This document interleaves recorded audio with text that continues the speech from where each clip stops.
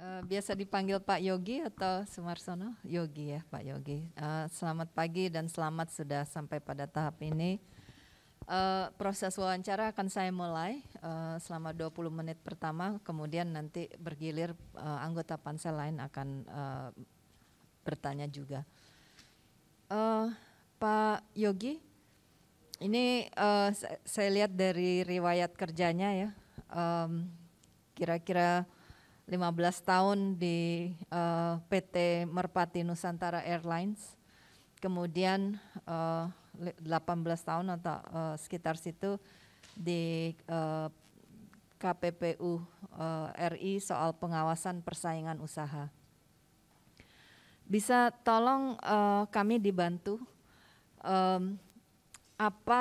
mengapa Bapak dengan pengalaman khas ini patut diperhitungkan sebagai calon komisioner di Komnas HAM, karena kita punya calon cukup banyak yang memang sudah punya rekam jejak di soal HAM, tapi kalau kita lihat dari riwayat kerjanya, nah ini secara kasat mata persinggungan dengan persoalan HAM tidak begitu jelas, jadi kami butuh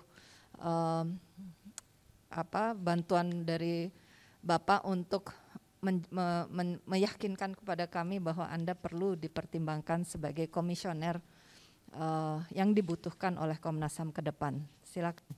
Terima kasih Ibu. Mohon izin Bapak Ibu sekalian. Assalamualaikum warahmatullahi wabarakatuh. Selamat pagi, salam sejahtera selalu, salam sehat bagi kita semua. Benar Ibu apa yang disampaikan tadi. Memang perlu berpikir panjang pada awalnya saya untuk melamar di posisi ini. Latar belakang saya pertama, saya melihat bahwa beberapa tahun ini masyarakat dililit disusahkan dengan kondisi kesejahteraan, terutama kelangkaan minyak, Bu. Menurut hemat kami, kelangkaan minyak adalah hak hidup setiap warga negara yang harus dilindungi oleh negara. Kemudian saya hubungkan lagi dengan Kovenan Ekosop, Bu. Di situ ada beberapa hal tentang mengenai kesejahteraan, bagaimana dia bisa layak hidup sebagai manusia. Nah, ini pengalaman kami juga di KPPU sebenarnya bersinggungan, Bu. Hanya memang kami lebih mengarah bagaimana kita menjaga pelaku usaha agar apa yang dilakukan di proses bisnis ya berjalan sesuai dengan peraturan yang berlaku, tidak menyengsarakan rakyat, khususnya di bidang kartel, kemudian monopoli dan sebagainya. Ini saya rasa kami merupakan sebagian dari proses pemajuan hak asasi manusia. Itu yang pertama, Bu. Sehingga kenapa sih saya tertarik, memang agak ini ya, Bu, tapi saya yakin bahwa dengan pengalaman kami di KPPU yang hampir sama, prosesnya sama, mungkin di perbedaan hanya pada saat di KPPU bisa memutuskan segala sesuatu, sedangkan Komnas HAM sampai pada tahap rekomendasi, itu saja, Bu, bedanya. Kalau di kami bisa menghukum denda administratif maupun ganti rugi kalau di KPPU. Itu yang pertama. Yang kedua, pengalaman kami sebagai mungkin komunitas human resource ini perlu, Bu, dipertimbangkan dalam hal mengenai kelembagaan kapasitasnya. Di sini seandainya kami nanti di Komnas HAM, saya harus yakin betul bahwa di Komnas HAM sendiri, terutama di sekretariatnya dan komisionernya, benar-benar menjaga hak asasi manusia, human being di antara komponen di Komnas HAM itu, Bu. Itu yang kedua. Yang ketiga, kami mempunyai anak-anak yang masih usia remaja, Bu, sekolah. Akhir-akhir ini, beberapa tahun ini banyak kasus tentang bullying anak-anak, terutama malah justru dari sektor manajemen pendidikan. Saya backgroundnya manajemen pendidikan, Bu, di UNJ. Mungkin Prof. Asyumadi, saya pernah kuliah dengan Bapak di UNJ, Pak, mata kuliah itu. Kemudian saya prihatin sekali, Bu, meskipun meskipun dalam hal ini ada Komnas Anak juga, Bu, tapi saya rasa dengan sinergi antara Komnas HAM dan Komnas Anak ini bisa sinergi memberikan pemajuan kepada anak-anak kita, Bu. Saya prihatin sekali anak-anak diwajibkan untuk pakai jilbab sehingga stres sampai meninggal. Itu yang beberapa hal catatan kami. Kemudian justru manajemen pendidikan melakukan tidak mendukung pemajuan HAM di sini. Bagaimana dia mewajibkan anak-anak untuk memakai jilbab dan sebagainya, padahal itu hak setiap anak yang dilindungi oleh setiap insan di Republik ini, bahwa dia dilindungi ada hak asasi manusianya khususnya di anak. Itu yang barangkali pertimbangan kami kenapa catatan-catatan dalam pikiran kami, konseptual kami ini harus ditonjolkan, karena anak-anak ini kan nanti ibu negara kita. Bagaimana dia akan menjadi pengganti kami ini yang barangkali mungkin umurnya juga nggak tahu kapan berakhirnya. Ini harus kita persiapkan sehingga mereka diberikan sosialisasi karena ketidaktahuan mereka gitu, Bu, dari mulai tingkat dasar kemudian sampai perguruan tinggi, barangkali juga di level-level orang tua mereka gitu, Bu. Kepala. Terima kasih Bapak Ibu sekalian. Baik, ada beberapa pertanyaan lanjutan ya Pak. Bapak barusan menyatakan KPPU dengan Komnas HAM intinya sama, bedanya hanya secara proses sama, bedanya nanti hasil akhirnya KPPU bisa menuntut ganti rugi, kalau Komnas HAM hanya rekomendasi. Apakah bisa mendalami lebih lanjut soal ini, bagaimana dari segi mandat dan fungsi kerjanya, apakah memang benar-benar bukan mandat substantif ya, mandat untuk menjalankan peran-perannya itu, apakah memang benar-benar sama? Kalau mandatnya, kalau di Komnas HAM kan lebih menghargai ini, Bu. Mohon maaf Bapak Ibu sekalian, Prof. Kalau saya melihat kan, kalau Komnas HAM itu melihat manusia dari ujung yang barangkali yang sudah sampaikan di dalam uji publik, bahwa manusia itu dihargai dari ujung rambut sampai ujung kaki. Ini kalau ibarat pepatah kata, kalaupun kita disentuh nyamuk pun kita harus melindungi, ibaratnya gitu, Bu. Kita harus melindungi manusia seutuhnya dari berbagai aspek. Itu ada dari aspek hak sipil, kemudian hak politik, hak ekonomi, sosial, budaya dan lainnya. Itu yang barangkali di Komnas HAM ini fungsinya hampir sama ya. Barangkali memang ada pengajian sama, kita juga melakukan fungsi pengajian, kemudian mediasi advokasi kita juga melakukan itu, Bu. Kemudian pemantauan kita juga monitoring melakukan itu. Kemudian beberapa hal memang sama.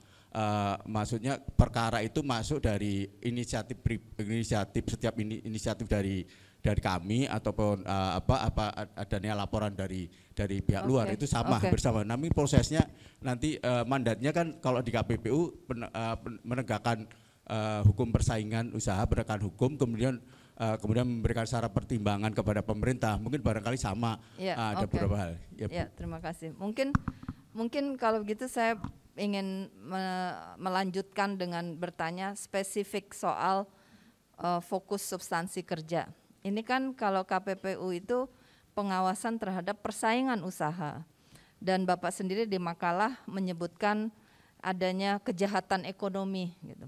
Bisa tolong dijelaskan kepada kami bagaimana Bapak memahami persoalan persaingan usaha dan kejahatan ekonomi, bahkan kelangkaan minyak dari perspektif HAM-nya. Dimensi HAM-nya itu seperti apa? Bisa dijelaskan nggak, sehingga ini perlu menjadi fokus perhatiannya Komnas HAM sebagai mekanisme HAM nasional. Terima kasih Bu, Bapak Ibu sekalian, mohon izin Prof. Barangkali ini Bu yang bisa kami konseptualkan bahwa hak ekonomi, hak kesejahteraan itu hak setiap manusia, Bu. Ya, tidak memandang dia kasta apapun. Nah, saya lebih mengarah kemarin kenapa saya menuliskan tentang minyak goreng ini, Bu. Karena terus terang kami malu, Bu, sebagai bangsa ini, masyarakatnya antri, ya, kemudian semua media. Maaf Pak, mungkin apakah memang masalah HAM ini adalah soal kita malu atau tidak malu ya? Ya. Maksudnya tolong dijelaskan terkait dengan Komnas HAM sebagai mekanisme HAM. Ya, kalau di mekanisme HAM barangkali Bu kita bisa melakukan pemantauan terhadap aspek-aspek ekonomi yang bersentuhan erat dengan kesejahteraan masyarakat. Kemudian kami berpendapat, mungkin nanti bisa diskusikan bisa lebih jauh, bahwa sebagai komponen penjaga hak asasi manusia, kemudian kami dari sisi ekonomi, dari sisi melihat pelaku usaha menjaga bagaimana iklim usaha Indonesia akan berjalan dengan lain, karena komponen ini merupakan satu hal penting Bu, karena ini adalah menyangkut harkat martabat manusia untuk menjalankan mendapatkan penghidupan yang layak, kesejahteraan, karena di sini minyak goreng kan 10 kebutuhan Bu. Saya tidak hanya tidak hanya minyak goreng, tapi mungkin kelangkaan bahan pokok misalnya menjelang dan sebagainya. Oke. Kita harus bisa bekerjasama, nanti KPPU dibantu oleh Komnas HAM bisa menyuarakan itu Bu, sehingga kami tidak berfungsi Bu menjaga sendiri gitu Bu. Ada beberapa dukungan dari Komnas HAM. Oke, makasih. Saya kira kita tidak perlu berdebat tentang soal minyak goreng ini, masalah HAM-nya di mana. Mungkin saya lanjut lagi pertanyaannya, Pak, kembali ke riwayat kerja ya. Saat di KPPU yang menurut Bapak kurang lebih hampir sama lah dengan Komnas HAM kecuali produk akhirnya ya. Posisi Bapak sebagai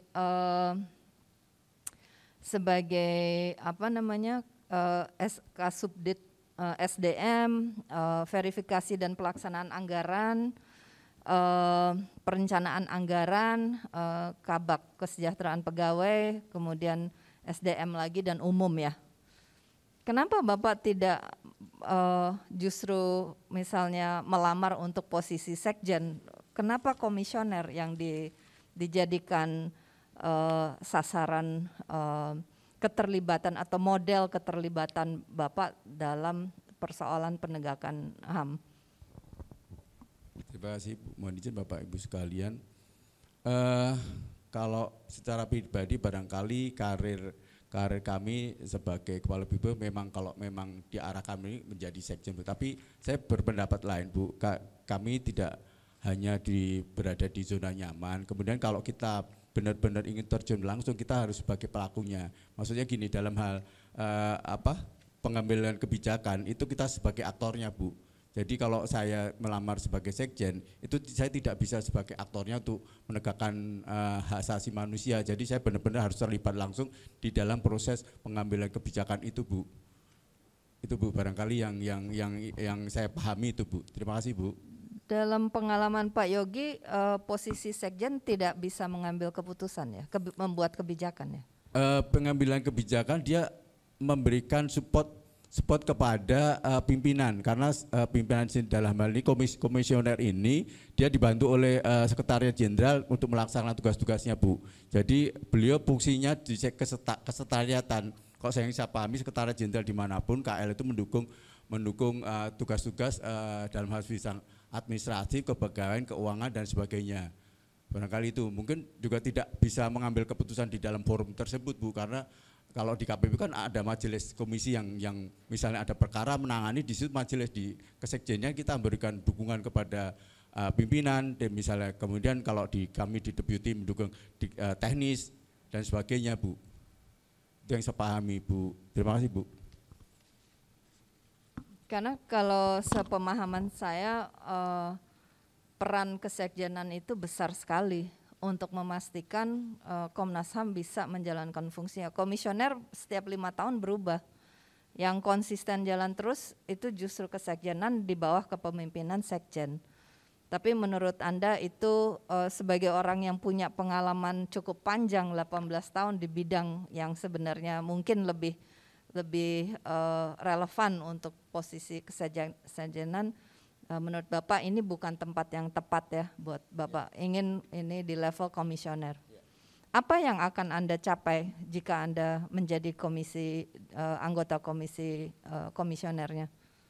Pertama, kami mungkin bersama kolega kami akan bersama-sama menyelesaikan perkara-perkara yang masih menjadi carrying gathernya untuk diselesaikan lagi, Bu. Kita harus paham itu. Kemudian fungsi dari kedua selain penegakan tadi, kemudian kita menjalankan fungsi pemajuan HAM sendiri. Dalam hal ini kalau di kami barangkali fungsi pencegahan harus kita jalankan juga. Bukan fungsinya capaiannya, Pak. Capaiannya iya. Capaiannya kita harus pemajuan ini barangkali kalau memang keterbatasan anggaran kita bisa menjalankan fungsi dengan joint program dengan organisasi lain atau KL lain, Bu, barangkali itu. Kemudian joint program maaf Pak, kerjasama dengan KL lain itu metode ya? Ya. Capaian misalnya Bapak menjadi komisioner pada tahun 2027. Apa capaian yang siap Bapak jamin atau upayakan benar untuk bisa tercapai? Jadi bukan metode, bukan sarana ya, tapi capaian. Yang pertama memang fungsi pemajuan HAM harus kita tegakkan, Bu. Kemudian penegakan kasus-kasus yang misal belum terselesaikan yang di periode berikutnya. Kemudian ini, Bu, yang mungkin keberhasilan kami sangat didukung oleh kapasiti kelembagaan. Kapasitasnya. Mungkin pengalaman kami sebagai pengelola SDM dan pengelola keuangan barangkali nanti bisa dimanfaatkan untuk misalnya dalam fungsi bagaimana kita membuat program baik, kemudian bagaimana kita berkolaborasi dengan pemerintah dalam hal Kementerian Keuangan, kemudian dengan Menpan RB, Bappenas dan sebagainya, itu barangkali bisa kita jalankan untuk peningkatan anggaran dan kelembagaan di Komnas HAM itu, Bu. Oke, mungkin dari saya cukup. Terima kasih, Bu. Terima kasih, Bu Nana. Pak Yogi, selamat atas sampai pada tahap ini ya. Bidang Anda, pengalaman Anda agak jauh dari soal HAM ya. Kira-kira bisa nggak Anda menyebutkan nama literatur yang pernah Anda baca mengenai Komnas HAM, mengenai HAM lah umumnya gitu. Ada nggak pernah baca literatur buku atau apa gitu? Ya, Prof. Yang pertama memang saya belajarnya dari ini, Pak, membaca dari undang-undang sebagaimana sampaikan tadi. Barangkali kita harus berpegang pada mandatnya dulu, Prof. Undang-undang. Kemudian kalau literatur barangkali mungkin keterbatasan kami kan karena kami backgroundnya bukan ini, Prof. Tapi beberapa hal yang saya pelajari ini ada beberapa yang disampaikan oleh Prof. Sri Rahayu sebagai pegangan kami, kemudian dari Prof. Muladi dan misalnya dari John Locke dan sebagainya itu, Prof, yang barangkali bisa bekal bagi kami dan mungkin kedepannya akan kami pelajari kembali literatur yang akan mendukung HAM tersebut, Prof. Kalau menurut Anda bentuk-bentuk pelanggaran HAM yang terjadi di Indonesia itu dari dulu sampai sekarang apa-apa saja itu yang perlu menurut Anda mendapat perhatian gitu? Apa-apa saja bentuk pelanggaran HAM yang terjadi? Baik, Prof, terima kasih. Memang banyak pelanggaran di sini yang dilakukan, memang pelanggaran terutama hak sipil, kemudian hak politik kami. Contohnya, konkretnya, spesifik. Ya, kalau saya membaca beberapa buku, Prof, beberapa buku itu memang kondisi perkembangan kan dimulai dari beberapa tahun sebelum kemerdekaan itu sudah ada pelanggaran, kemudian di prosesi periode kemerdekaan, kemudian setelah pasca saya menyebutkan pada periode Orde Baru maupun Orde Lama itu ada beberapa pelanggaran saya baca, Prof. Kemudian pernah ada kasus-kasus. Itu enggak? Itu belum spesifik, masih umum, Pak. Pernah dengar istilah genosida enggak? Ya, apa itu genosida? Genosida pembunuhan secara massal ya, Prof. Barangkali penghilangan nyawa seseorang misalnya kalau lebih spesifik misalnya apakah itu nanti kita bisa di G30 SPKI dan sebagainya, kemudian kasus-kasus di Papua barangkali. Memang di Papua ada genosida? Belum, tapi nggak tahu benar apa salah, boleh. Tapi kan boleh barangkali nanti kita lihat, tapi sih memang nggak kelihatan, nggak ada di situ. Mungkin kalau yang saya tahu persis memang proses pembunuhan yang terjadi pada saat Orde Baru itu banyak kasus genosida itu, Prof. Itu bukan genosida, itu nanti dimarahi sama, Anda bisa dimarahi sama pemerintah Indonesia itu, sama terutama Kumham ya. Dan saya kira juga Komnas HAM belum pernah menyatakan itu sebagai genosida. Genosida itu pembunuhan secara massal ya, terencana, sistematik ya. Misalnya contohnya pembunuhan orang-orang Yahudi misalnya oleh yang di luar, Hitler misalnya, atau pembunuhan orang-orang yang disebut sebagai ethnic cleansing di Yugoslavia, bekas Yugoslavia dilakukan oleh Serbia terhadap orang-orang Kroasia dan orang-orang Bosnia misalnya. Itu dia dihadiri oleh pengadilan HAM internasional kan. Itu yang begitu-begitu itu. Nah oke lah, jadi mungkin kalaupun ada terjadi kekerasan, pelanggaran HAM menyangkut penghilangan nyawa di Indonesia, mungkin skalanya belum sampai ke genosida ya. Pak. Genosida itu misalnya mungkin ada etnis tertentu di Indonesia misalnya berusaha dihilangkan oleh rejim yang berkuasa gitu. Nah, kita kan belum pernah dengar itu ada suku ataupun subsuku di Indonesia yang secara sistematis dilenyapkan ya oleh pemerintah misalnya, kan nggak pernah ada, belum ada gitu. Jadi memang pelanggaran. Pernah dengar istilah ini nggak? Ekosop. Hak asasi manusia dalam bidang ekosop. Ekonomi, sosial dan budaya, Bro. Apa itu misalnya? Misalnya tadi Pak, kalau saya mencontohkan misalnya dalam hal dalam budaya kita harus menghargai kebudayaan lokalnya gitu, tidak bisa kita melarang sesuatu hal untuk orang berkreasi dan sebagainya itu, Prof. Jadi kreativitas misal dalam budaya kita tidak bisa karena adanya diskriminasi terus kita tidak boleh bahwa mereka untuk mengekspresikan pendapatnya, mengekspresikan seni dan sebagainya, Prof. Ini salah satu contoh ya, Prof, yang saya ketahui. Dalam konteks HAM apa itu? Dalam konteks itu. Ya, apa dalam konteks HAM ekosop itu apa? Dalam konteks menghargai setiap individu untuk memberi perlindungan, pemajuan HAM bidang ekonomi, sosial dan budaya, Prof. Kalau konseptualnya ya, Prof. Anda pernah dengar nggak bahwa sebetulnya Komnas HAM sekarang ini dan mungkin sebelumnya itu masih punya hutang dalam penyelesaian kasus-kasus pelanggaran HAM? Bisa nggak Anda kemukakan satu contoh aja atau dua contoh hutang-hutang kasus pelanggaran HAM yang belum terselesaikan sampai sekarang? Walaupun pemerintahnya udah ganti sejak zaman Pak SBY presidennya, kemudian sekarang Jokowi presidennya, belum terselesaikan juga. Apa itu kasusnya? Kalau saya baca di media massa, barangkali informasi-informasi yang saya ketahui, yang sampai sebatas saya ketahui ini memang pertama kasus penyelesaian kasus misalnya kerusuhan Mei, Prof. Kerusuhan Mei 98, kemudian kasus-kasus yang tadi disebutkan misalnya apakah di Papua, kemudian kasus-kasus di mungkin yang terbaru barangkali Wadas ya belum terselesaikan dan sebagainya ya, Prof. Itu bukan hutang. Yeah. Hutang itu misalnya Trisakti ya kan, beberapa mahasiswa yang tewas sampai sudah berapa tahun tuh Bu Nana itu yang ibu-ibu itu yang setiap Kamisan berdiri di Monas itu, pinggir Monas ke istana itu. Baik, Prof.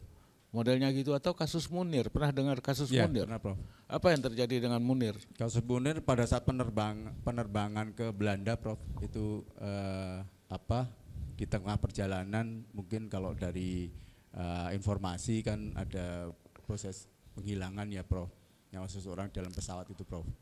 Menurut Anda apa yang harus dilakukan oleh Komnas HAM untuk menyelesaikan hutang-hutang pelanggaran HAM di masa lalu itu?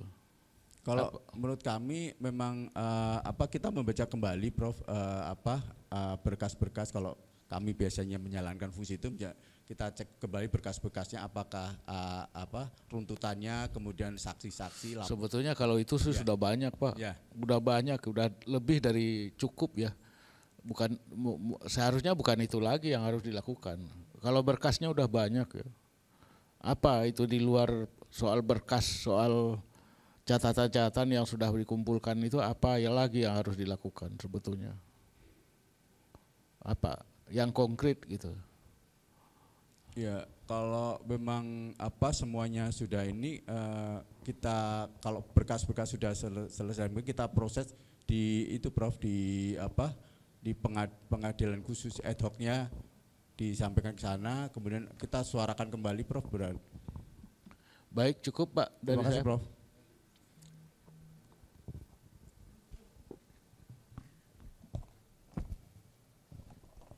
Selamat pagi apa udah siang sekarang ya?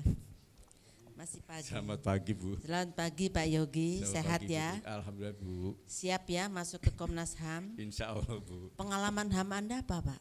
Kalau pengalaman HAM kami yaitu memastikan bahwa proses di KPPU sendiri berjalan dengan baik, bahwa kita sebagai HR Bu, kami memastikan bahwa tidak ada hal-hal misalnya aturan maupun dalam hal pelaksanaan itu sesuai dengan kodrat hak asasi manusia. Begitu juga kami waktu di mana Bu, di Merpati sebagai orang isyarat. Namun dari sisi lain kita menjaga bahwa di Undang-Undang 5/99 itu kita menjalankan fungsi penegakan hukum, terutama penegakan hukum persaingan usaha yang dalam hal ini kalau menurut hemat kami memang menjaga bahwa pelaku ekonomi khususnya pelaku usaha ini sesuai dengan menjalankan proses bisnisnya, prosesnya mensejahterakan konsumen maupun rakyat Bu, dan di sini kita ada proses bagaimana menjaga hak asasi manusia bidang ekonomi Bu. Oke, jadi terbatas pada Ya. kepegawaian Pak ya? Kepegawaian dan ekonominya Dan Bu. ekonominya. Iya. Ini saya lihat ketika Anda dalam paper mengatakan bahwa dalam penyusunan strategi ke depan, Komnas HAM didasari oleh peraturan perundang-undangan, Undang-Undang Dasar, Pancasila, Undang-Undang 39, Undang-Undang 26, dan Kepres 50/93. Hanya itu ya Pak ya? Barangkali memang ada beberapa yang saya masukkan memang dari sisi ekosopnya ya, barangkali mungkin Pak, kalau saya lihat memang Anda belum pernah baca undang-undang lain yang memberi mandat kepada Komnas HAM. undang-undang lain ada beberapa hal mungkin Bu ya, yang pertama memang undang-undang tentang kekerasan dalam dalam rumah tangga atau apa ya itu saya lupa. Enggak ada itu Pak. KDRT enggak ada Komnas HAM-nya. Saya pernah baca itu mungkin lupa Ya. Bu. Loh ya enggak boleh lupa Pak, kalau udah mau jadi komisioner harus siap ya. Siap Bu. Jadi ada Ya. undang-undang diskriminasi Siap. ras Ya. dan Ya, etnis, betul, Bu. ada undang-undang konflik sosial, Ya. ada undang-undang tindak pidana kekerasan seksual. Ya. Itu Pak ya. Jadi bukan hanya yang sangat bersifat umum. Siap Bu. Nah itu jadi harus belajarnya harus Siap, lebih Prof. banyak lagi Siap, Pak. Prof. Lalu Anda mengatakan bahwa kelemahan dari Komnas HAM itu adalah tidak mempunyai daya paksa hukum ya Pak. Iya Bu. Apakah Anda tahu di dunia ini ada Komisi Nasional HAM, National Human Rights Institution yang memiliki daya paksa hukum, Pak? Kalau mungkin pemahaman kami ya, karena saya bekerjanya bukan hukum ya Bu. Saya cuma membandingkan undang-undang di Komnas HAM 39 dan undang-undang 5 ini Bu. Kalau di kami ada daya paksa hukumnya bahwa ini ada proses Ya, bukan persidangan. KPPU-nya, Ya, Pak. ya. Komnas HAM di dunia itu, di luar negeri itu kira-kira punya daya paksa hukum enggak? Kalau luar negeri iya Bu, barangkali Bu. Kalau Enggak ada Pak. Semuanya rekomendasi. Jadi sangat tergantung pada bagaimana hubungan Komnas HAM dengan lembaga-lembaga terkait. Siap. Bagaimana citra Komnas HAM itu dipandang oleh lembaga-lembaga terkait Pak ya. Jadi agak susah juga nih kalau daya paksa hukum. Masih tentang kepegawaian. Anda mengatakan bahwa kelemahan Komnas HAM adalah pegawai Komnas HAM masih mengikuti KPK sebelum berubah menjadi ASN. Maksudnya apa Pak?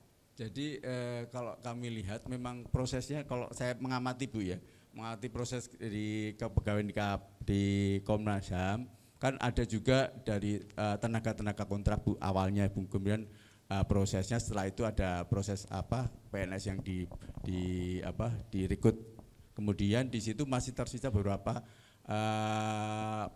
tenaga-tenaga kontrak barangkali yang memerlukan penyelesaian itu Bu.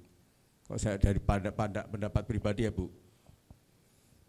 Kalau di KPK gimana Pak sekarang? KPK sekarang sudah ASN Bu, jadi benar-benar PNS dan tenaga kontrak. Oke, jadi kalau ASN bukan cuma PNS ya, Ya, Pak ya. ya, Ada- ya. Jadi kira-kira kalau untuk Komnas HAM model yang paling appropriate itu yang mana Pak? Kalau kami memang appropriate memang P3 perlu Bu. Mungkin gini Bu, karena menurut pandangan kami sebelumnya kan banyak tenaga-tenaga di sana yang barangkali Bu kontrak kemudian perlu di P3K-kan Bu, selesaikan. Kemudian karir mereka kemudian apakah fungsional itu sudah sedemikian rupa memayungi semua di pegawai di Komnas HAM Bu. Itu menurut pandangan kami Bu. Nanti barangkali itu yang perlu menjadi ini bersama. Apakah itu menjadi misi utama Anda membereskan status pegawai Komnas HAM? Kalau menurut saya memang pertama memang kita Bukan.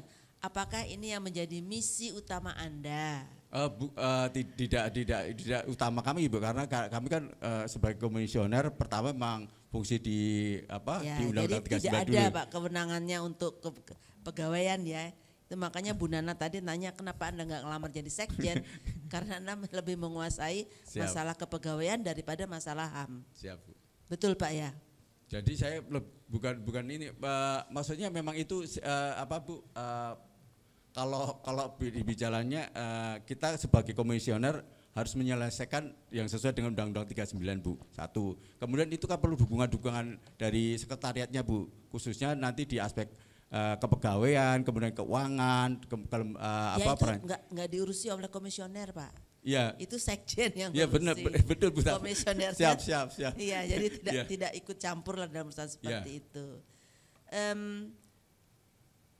Menurut Anda masalah HAM yang paling berat yang dihadapi Indonesia ini apa Pak? Boleh sebutkan 3 isu saja. Isu pertama barangkali memang kalau mendekati ini Bu, pertama memang ekosop bareng saat pertama ekosop Bu ya, kalau pandang kami. Ekosop itu banyak sekali Pak. Ekonomi ya, besar sekali Pak. Ya. Ada yang lebih Misalnya, spesifik lagi? Spesifik misalnya bagaimana kalau kami lihat bahwa bagaimana pelaku usaha dalam hal ini Bu, dalam menjalankan proses bisnis, misalnya dalam hal lingkungan hidup Bu. Lingkungan hidup dia harus menjaga lingkungan hidup di sekitarnya Bu. Itu yang pertama, misalnya pembukaan lahan-lahan khususnya di daerah-daerah untuk kelapa sawit. Itu saya lihat masih banyak ini yang melakukan intimidasi kepada masyarakat sekitar untuk melepaskan hak tanahnya. Kemudian bagaimana karyawan dalam hal ini diperlakukan gitu Bu, tidak manusia dan sebagainya. Kemudian masalah yang lain, kita harus melindungi hak asasi manusia, misalnya kita tenaga kerja kita di migran Bu, yang harus banyak kita soroti Bu. Itu barangkali beberapa hal. Jadi Bu. berkaitan dengan pegawai dan buruh migran Pak ya? Iya Bu. Pak Yogi ini lama ya di Merpati Pak ya? Siap. Ya, jadi suatu korporasi yang menurut Anda juga banyak sekali laporan-laporan dari masyarakat. Anda familiar nggak dengan yang namanya Ruggish Principle? Ya Bu. Business and Human Right. Bisnis, proses ini ya, bisnis dalam penegakan hukum ya Bu. Hukum penegakan Bukan hukum. dalam penegakan hukum, dalam korporasi. Iya, korporasi, ya. Bapak nggak familiar? Ya barangkali memang di dalam hal korporasi ini. Waktu Bapak di Merpati itu belum muncul ya? Belum muncul Bu. Okay. Sekarang saya lihat sekarang yang lebih dikembangkan Bu. Oke. Apakah Bapak familiar dengan yang namanya Universal Periodic Review di PBB? PBB itu Perserikatan Bangsa-Bangsa ya, bukan partainya Pak Yusril. Siap. Sudah pernah dengar? Ya, Belum? Ya, setiap tahun kan kita setiap negara kan direview dengan perkembangan pemajuan HAM-nya Ibu ya, kalau nggak salah. Dalam hal pelaksanaan penegakan HAM ya, dilaporkan kayak kemarin Indonesia. Itu dilaporkannya kemana Pak kalau ke PBB itu?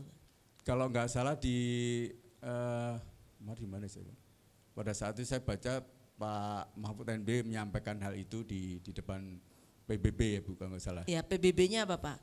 Di Majelis General Assembly, Majelis Umum.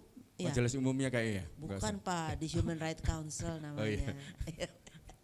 Nah itu makanya tadi saya tanya, jadi yang mau Anda, sudah lewat Pak waktunya Pak. Jadi saya selesaikan aja. Terima kasih Pak Yogi. Terima kasih Prof. Baik, saya melanjutkan kembali. Selamat ya. Terima kasih. Ya, Saudara Yogi. Terima kasih, Prof. Jadi sudah sampai pada tahap ini. Jadi saya juga ingin menggali lebih dalam. Kira-kira dengan pengalaman Anda selama ini, terobosan apa yang akan Anda lakukan sebetulnya kalau Anda nanti terpilih sebagai komisioner HAM ini? Apa yang akan Anda lakukan? Terobosannya pertama memang menyelesaikan kasus-kasus yang tertunda ya Prof ya. Barangkali itu yang harus kita selesaikan. Kemudian pemajuan HAM ini karena barangkali fungsi pencegahan harus dilakukan gitu Prof, karena kalau mungkin penegakan HAM kan biaya dan sebagainya, waktu dan sebagainya barangkali belum mencukupi. Kalau menurut saya, hemat saya, melakukan pemajuan HAM dalam bidang misal advokasi kepada target grup, misalnya kan yang dilaporkan pertama dari kepolisian, kemudian pelaku usaha dan Pemda Prof. Barangkali yang harus kita lakukan itu Prof, karena kedepannya beliau-beliau ini atau mungkin adik-adik junior ini mereka akan menjadi pemimpin-pemimpin Prof yang harus menegakkan HAM. Kalau saya rasa itu Prof. Baik, jadi ya pemajuan, kemudian juga katakanlah juga pencegahan ya, tadi ya, Anda katakan gitu ya. Jadi selama ini ya kalau didengar lah ya di masyarakat, bagaimana masyarakat atau juga Anda melihat Komnas HAM ini. Jadi tadi kaitannya juga dengan advokasi atau juga yang lain, terdengar tidak kalau advokasi yang dilakukan oleh Komnas HAM? Terima kasih Prof. Sampai saat ini memang yang saya dengar memang fungsi penegakan yang dilakukan ya Prof. Dari fungsi-fungsi pemajuannya sendiri di fungsi advokasi barangkali memang perlu ditingkatkan lagi, mungkin perlu ditingkatkan lagi. Mungkin kami pahami karena keterbatasan anggaran. Kalau dengan keterbatasan anggaran kita bisa join program dengan lembaga lain Prof, barangkali itu Prof. Yang saya lihat memang itu dia lebih mengutamakan fungsi di situ penegakannya Prof. Tapi Anda dengar sebetulnya advokasi yang dilakukan? Kalau saya dilihat di websitenya sih sudah melakukan beberapa advokasi Prof. Mungkin target grupnya Prof yang perlu ditambah lagi Prof, barangkali Prof. Karena apalagi sekarang dengan media sekarang ya Prof, dengan kemarin COVID-19 barangkali bisa lebih efisien, kemudian lebih target sasaran bisa lebih banyak Prof, dari Sabang sampai Merauke itu bisa jadi target sasarannya. Baik, oke, ya. Kita beralih sekarang ke paper Anda ya. Jadi karena memang kelihatannya concern Anda dan juga fokus Anda memang kaitan dengan aspek ekonomi, kemudian juga dengan kerja-kerja selama ini. Cuman saya memang agak kaget di makalah Anda. Jadi saya akan bacakan misalnya permasalahan ini statement yang menurut saya agak terlalu hebat sebenarnya. Presiden Jokowi menekankan bahwa pemenuhan hak asasi manusia di bidang sosial ekonomi harus diupayakan secara terus-menerus. Kemiskinan ekstrim harus dientaskan sehingga 0% sesingkat-singkatnya. Apakah betul ini statementnya atau bagaimana sebenarnya? Yeah. Bisa enggak kita memang katakanlah juga mencapai dan katakanlah menghilangkan kemiskinan ini sampai 0%. Ini bagaimana pendapat Anda? Ya, saya agak kaget juga dengan ini Anda dalam pendahuluan sudah menyatakan itu. Siap Prof. Ya karena kemarin saya baca juga ada arahan Presiden ya Prof. Bagaimana pun juga beliau kan kepala negara maupun kepala pemerintahan ini yang harus didukung, Prof.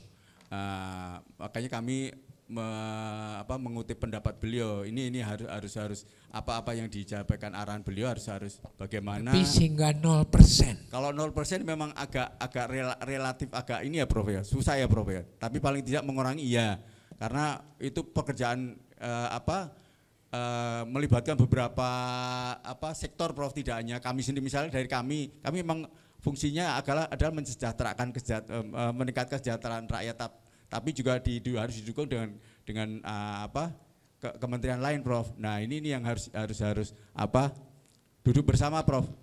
Menghilangkan ego sektoral masing-masing. Oke, kita lanjutkan lagi. Kemudian juga pelayanan pendidikan dan kesehatan yang terjangkau dan merata. Anda lihat bagaimana sekarang kondisinya untuk ini?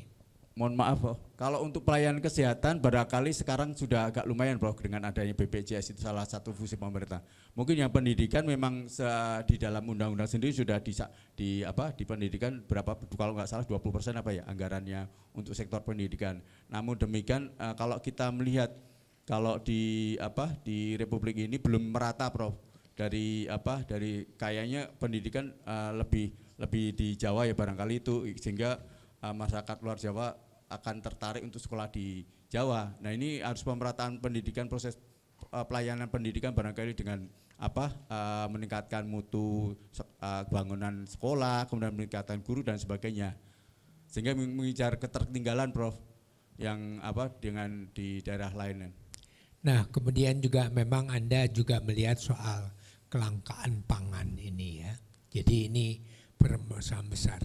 Jadi dan inilah yang harusnya menjadi tantangan dan peranan Komnas HAM ya. Kira-kira begitu ya. Bagaimana tentang hal ini, pernyataan ini? Ya, ini, Prof, maksudnya gini, kemarin kan adanya kelangkaan itu dari aspek misalnya dari kami kan menyampaikan di media massa dan sebagainya membutuhkan dukungan dari Komnas HAM, Prof.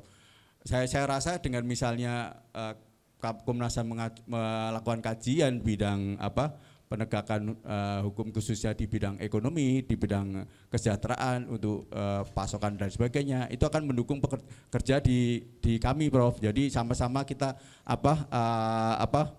membantu masyarakat untuk hal itu, Prof. Jadi kami butuh dukungan itu sehingga Komnas HAM bisa menyuarakan itu, Prof, agar pelaku usaha bisa dengan baik itu, Prof.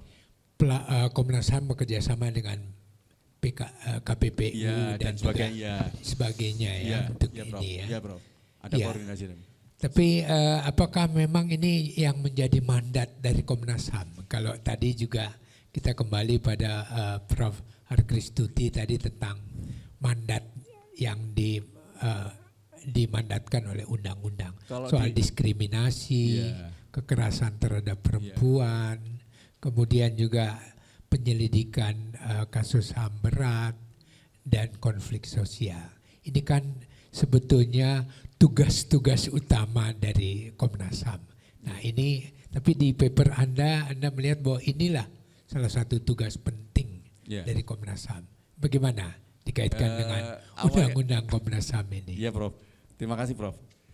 Memang ini ada perspektif yang berbeda dengan yang lain barangkali, Prof. Kami melihat perspektifnya dari sisi ekonominya, dari kesejahteraan masyarakatnya, Pak. Di sini khususnya dalam kehidupan yang layak, bisa menikmati hidup yang layak. Kemudian kalau dengan misalnya harga-harga terjangkau, kemudian kita bisa untuk proses balita dan sebagainya, itu merupakan pertumbuhannya, hindari bayi sehat dan sebagainya. Ini yang akan menumbuhkan ke depannya itu, Prof, karena kita menjaga itu agar nanti para generasi penerus ini sehat secara mental, spiritual maupun fisik, Prof. Baik, saya kira juga waktunya sudah tinggal 28 detik lagi. Tapi kalau Anda tanya pada diri Anda memang siap menjadi komisioner? Insya Allah siap, Prof. Insya Allah sebetulnya. Siap.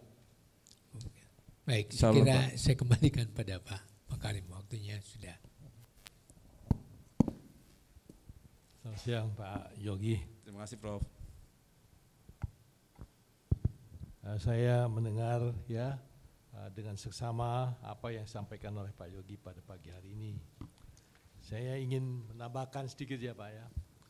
Jadi salah satu tugas dari kita adalah menseleksi siapa calon-calon komisioner HAM yang cocok ya dan juga bermanfaat buat masyarakat banyak. Ya, dan salah satu antara lain adalah bahwa karakter daripada komisioner itu harus memiliki keunggulan. Ya, antara lain bahwa yang bersangkutan jangan mudah mengalah untuk kebaikan bersama, tapi harus bisa menunjukkan bahwa ini hal yang seharusnya dilakukan.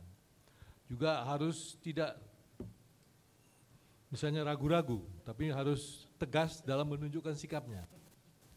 Nah, saya ingin, apakah Anda bisa memberikan penjelasan atau fakta-fakta atau pengalaman atau pekerjaan dulu, bahwa Anda bukan tipe hal-hal karakter-karakter yang tadi saya sebutkan tadi. Silakan. Terima kasih Prof. Mohon izin Bapak Ibu. Dalam hal menjalankan kerja khususnya kami selama ini Prof, saya juga sebagai investigator, kemudian analis kebijakan juga Prof. Di sisi lain kemudian saya pengalaman kami mengurusi human resource, kemudian pelatihan-pelatihan investigasi yang saya peroleh. Menurut saya memang saya orangnya tegas Prof. Taat terhadap aturan, kemudian disiplin, ya, kemudian tidak takut salah Prof. Karena bagaimanapun juga saya sebagai HR harus menjadi contoh. Itu yang kalau dari sisi pribadi saya sebagai orang HR harus menjadi contoh bagi yang lain. Karena bagaimana kalau HR sendiri, saya sebagai kepala biro di situ khususnya dalam hal mengemban tugas sebagai pengelola manajemen sumber daya manusia, saya kalau tidak tegas diketawain Prof. Kemudian harus taat aturan, kemudian tidak takut Prof. Barangkali itu Prof, karena beberapa hal memang kita sering berbenturan Prof, apalagi pada saat saya di perusahaan. Itu menurut saya memang perlu dukungan saya sendiri harus tegas terhadap aturan itu, gitu Prof.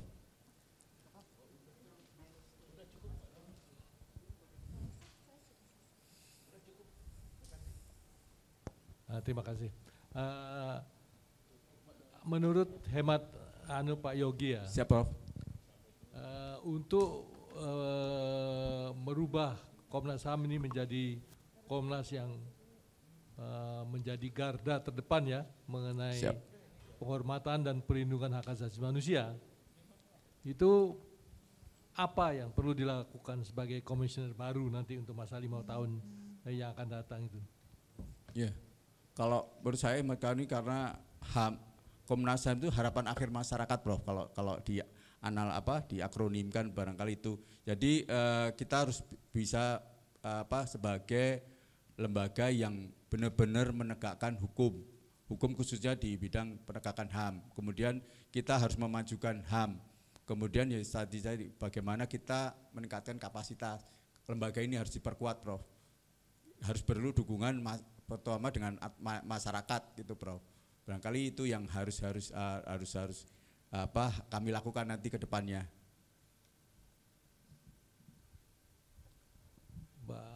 Pak Yogi pernah lewat di istana Presiden. Siap Prof, di depan kantor kami Prof.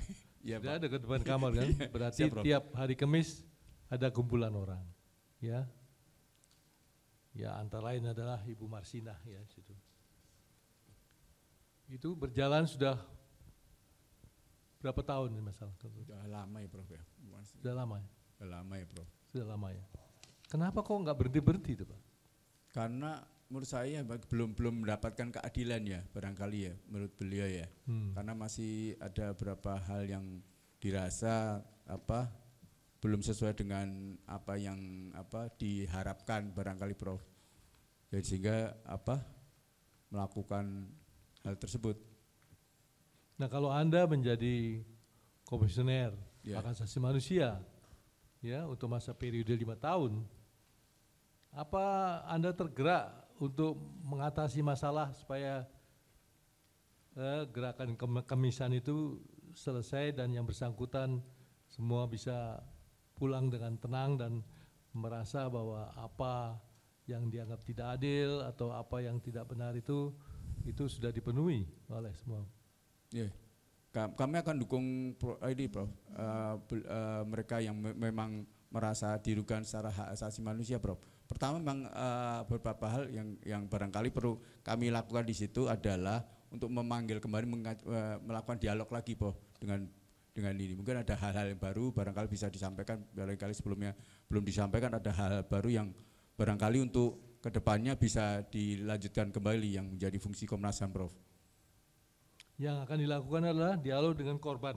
Ya, Ya. korban akan Jadi dipanggil. dianggap selama puluhan tahun di Komnas di dekat istana mereka menyampaikan penghargaan itu tidak cukup. Barangkali memang ada hal yang baru yang perlu informasi kan biasanya setiap hari bertambah, Prof. Barangkali pertama itu kemudian kita menyuarakan itu kepada pemerintah, Prof. Dari sisi Komnas HAM. Apakah memang benar ada terjadi pelanggaran tersebut? Kita suarakan kembali, Prof. Kita dukung teman-teman yang menyuarakan itu. Jadi menurut Pak Yogi, the problem ini pemerintah itu belum memiliki informasi yang cukup mengenai kasus yang diperjuangkan oleh Gerakan Kamisan itu, atau ya bahwa penguasa-penguasa pejabat-pejabat itu belum memiliki kemauan untuk mengatasi masalah itu. Kalau menurut saya yang terakhir, Prof, belum memiliki kemampuan untuk menyelesaikan itu. Bagi political will-nya yang biasanya terjadi di Republik ini adalah political will dari penguasa itu, Prof. Harus kita ini kembali diskusikan dengan pemerintah, kita suarakan kembali, Prof. Harus diselesaikan. Itu, Prof. Ada masalah HAM yang berat yang Siap. Pak Yogi ikuti, ya, di masalah-masalah yang berkembang di tanah air ini. Apa yang kira-kira masalah HAM yang menarik perhatian Pak Yogi, dan coba dijelaskan kepada kita apa masalahnya dan apa sebaiknya langkah-langkah yang kita lakukan untuk mengatasi agar masalah itu dapat diselesaikan. Ya, barangkali yang menarik memang selama ini yang pasti terbaru kan kasus Wadas, Prof, ya. Kasus Wadas itu kan ada pro kontranya, ada yang setuju ada enggak, yang setuju untuk proyek tersebut, kemudian yang tidak setuju memang harus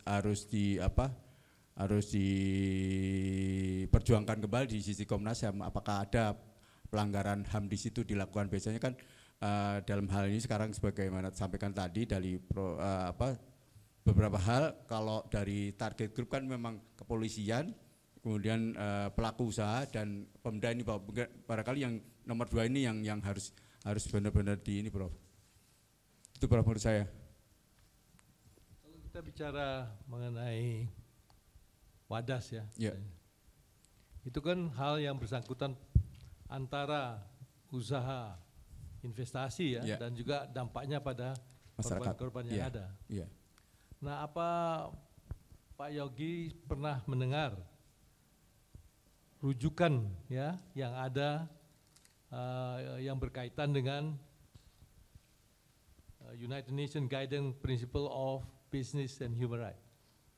Kalau secara ini saya belum ini, Pak, sebelum memahami sepenuhnya. Tapi intinya gini, Bro, barangkali yang saya garis bawahi bahwa memang dalam hal penegakan khususnya hak asasi manusia, khususnya di pelaku usaha ini, harus ini kembali. Dia dalam menjalankan proses bisnisnya harus melihat aspek masyarakat sekitarnya, kemudian dari dampak terhadap lingkungan, AMDAL dan sebagainya, Prof. Itu yang saya pahami, tapi saya belum mempelajari sampai detail tentang konsep tersebut, Prof.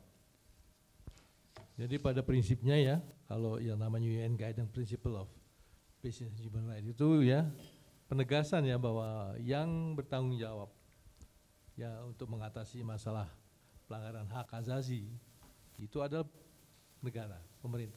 Ya. Sedangkan perusahaan-perusahaan swasta, investor dan sebagainya itu menghormati, ya, prinsip-prinsip hak asasi manusia. Siap. Dan yang terakhir, apabila ada masalah, ya, harus ada mediasi. Siap. Yang bisa menyelesaikan hal itu, ya. Siap, Prof. Jadi itu yang jadi. Siap, Tapi Prof. waktunya sudah habis, Pak. Terima kasih, Prof. Saya atas nama kelima, ya, Terima kasih, panitia seleksi di sini mengucapkan terima kasih Prof. atas wawancara ini, dan juga kita akan memberikan perhatian dalam jawaban-jawaban dan mencoba memberikan judgement Siap, dalam Prof. waktu yang tidak lama, Siap, Prof. ya, dan akan diberitahukan kepada Pak Yogi. Terima kasih, Prof. Makasih. Bapak Ibu terima kasih. Mohon maaf apabila ada kurang benar. Terima kasih, Pak. Mohon izin. Ya.